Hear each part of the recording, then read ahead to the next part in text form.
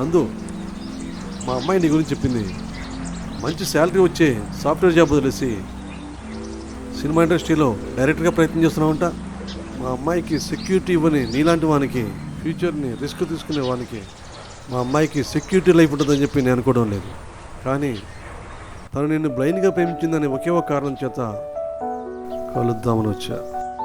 ఎందుకంటే నా ఫ్రెండ్ నా చేతుల మీద చనిపోయాడు సార్. తను చనిపోతున్నప్పుడు ఒక్క మాట అన్నాడు సార్.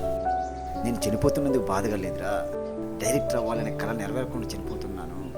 అందుకని తన కళను నా కళ అనుకొని తన ఆశయం కోసం సినిమా ఫీల్డ్లో డైరెక్టర్ అవ్వాలని గట్టిగా ప్రయత్నిస్తున్నా సార్. చనిపోయిన నీ ఫ్రెండ్ కోసం ఎంత చేస్తున్నావు అంటే రేపు మా అమ్మాయిని ఎంత బాగా చూసుకుంటావో నేను అర్థం చేసుకోగలను. అందుకే టైం వేస్ట్ చేయకుండా సాధ్యమైన తొందరలో మీరు పెళ్లి చేసుకోండి. మీరు అన్నది కరెక్టే సార్. నేను కూడా మీ అమ్మాయిని తొందరగా పెళ్లి చేసుకోవాలనుకుంటున్నా. మీకు తెలియదేముంది, పెళ్ళి అయితే బరువు బాధ్యతలు పెరుగుతాయి కదా సార్. దానివల్ల నా ఫ్రెండ్ ఆశయం నెరవేర్చడం లేట్ అవుతుంది సార్. కాబట్టి వీలైనంత తొందరగా నా ఫ్రెండ్ ఆశయం నెరవేర్చి వీలైనంత తొందరగా నేను మీ అమ్మాయిని పెళ్లి చేసుకుంటాను sir. Okay, all the best అమ్మా.